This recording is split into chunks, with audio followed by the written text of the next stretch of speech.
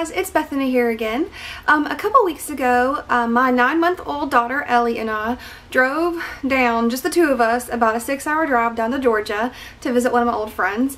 And this was the first time I had ever attempted a drive like this just by myself. My husband and I, along with his family, drove her down this summer when she was 4 months old down to the beach, which is like an 8-hour drive, 9-hour drive.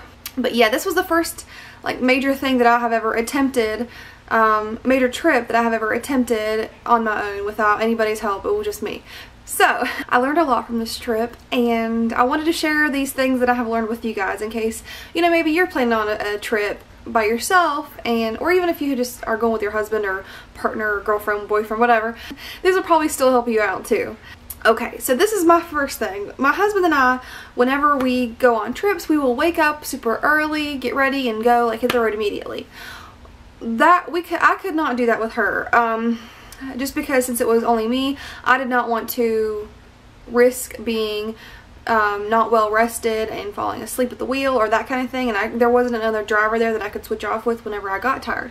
So what I did was we woke up at our regular time and played, got ready, packed up the car, whatever, whenever she woke up, and then played a couple hours, and then whenever she was ready to take her first nap, that's when we left. So we got in the car, she sat for like 10-15 minutes, and then she was out and she slept for a couple hours. So that's my first trip, or my first tip, is to leave, wait a little while and then leave a little bit later, and try to time it that you leave on your baby's first nap. My second tip is make sure you have lots of like fun, upbeat, happy music, because whenever the baby's awake, she might get bored back there. So it was a good time for me to leave. We left in December, so there were lots of Christmas stations. So you all know Christmas music has lots of bells and twinkles and tingles and a whole bunch of fun stuff.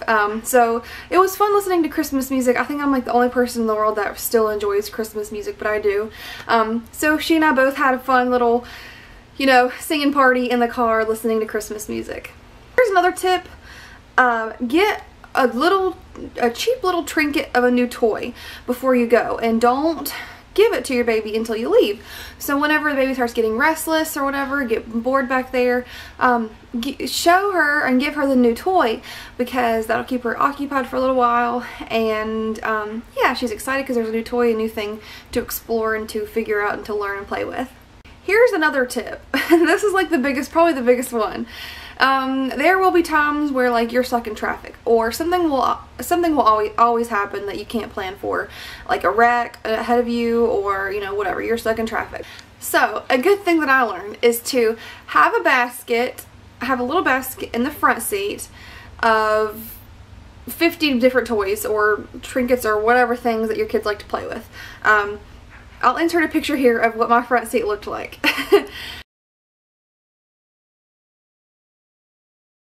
Yes, I have, like, she likes playing with empty water bottles, she likes playing with just anything she can get her hands on, she likes to fool around with and mess with. So, keep a whole bunch of toys up front and hand them back to the baby one at a time. Just give her a new toy and let her play with it. Then, in a little while, she will definitely either get bored with it, or accidentally, or on purpose, throw it on the floor or on the seat or whatever, and then just look at you like, "Okay, Mom, where's my new toy?" So then whenever that happens, you have another toy, reach in the front seat and reach it and give it back to her. So I don't know if this was like a little game that she liked or what, but it kept her entertained for a while. And then whenever you stop, like make a pit stop, bathroom break, feeding break, whatever, get all those toys from the floor or the seat or whatever from the back seat, and move them back up into the front seat again, and then repeat. And then do this as long as it takes until you get there. Another tip, my baby does not like to be worn. Whenever she was a teeny tiny baby, she liked to be worn, but now that she's bigger, no, she wants to be independent and do it herself. So I couldn't just, like, whenever I had to go to the bathroom, I couldn't just, like, you know, put on the little ergo or whatever and throw her in there and just go. So I was like, what am I going to do with her, because she's not standing on her own yet, so how am I going to go to the bathroom by myself, you know, with her? I can't just sit her on a bathroom floor, that's disgusting. So what I did was I put her in her stroller and just walked her around, put her in her stroller, walked her back to the bathroom, went to the handicap stall, changed her diaper back there. A tip that I would say, I used like the full like travel system stroller. I recently, yesterday, just got an umbrella stroller, and that's probably your best bet if your baby does not like to be worn like mine. Put her in a little umbrella stroller because it's a lot less weight and way easier to maneuver by yourself in and out of the trunk. Here's another tip. Make sure that you yourself are wearing a jacket or pants or something like that with lots of pockets, because you're already going to be holding your baby or dealing with the stroller or whatever. You don't want to haul around a big old diaper bag also. So what I did was I put my keys, my cell phone in one pocket, and then a diaper and wipes in another pocket, and just went into the bathroom like that. So that way I wasn't hauling around a million different pounds just by myself. And then finally, my last tip, and this was hard for me to figure out too, because where I live, December is cold. This is like an unseasonably warm December, like it's in the 50s and 60s, which is nuts. But a couple weeks ago, when I left, it was cold. It was like 20 degrees, 30 degrees. So what I did, I found like the thickest, like fleeciest sweater, or not sweater, the thickest, fleeciest sleeper that I could find, and put her in that. So she was warm and cozy in the car, but not like overheated, and plus she was able to be like secure with her car seat, because I know you're not supposed to put the baby in a jacket in the car seat.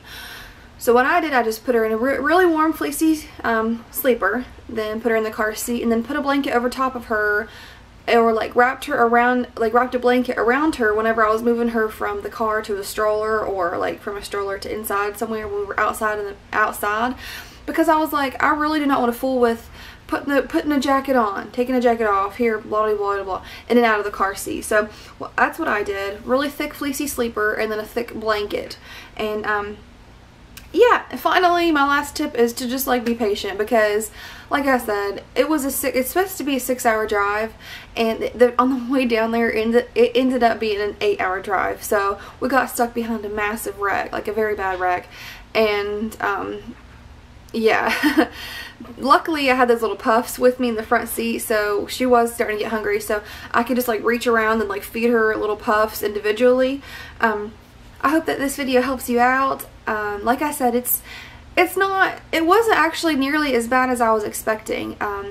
Luckily, my baby girl is so easygoing and chill that she made it easy on me, but yeah, it wasn't nearly as bad. So don't automatically just think that you can't do something like that just because you don't have your husband or a helper or another set of hands with you, because it was definitely possible. But yeah, I hope this video helped you out, and leave any other tips that you might have for me down below, and I will see you guys in my next video. Bye!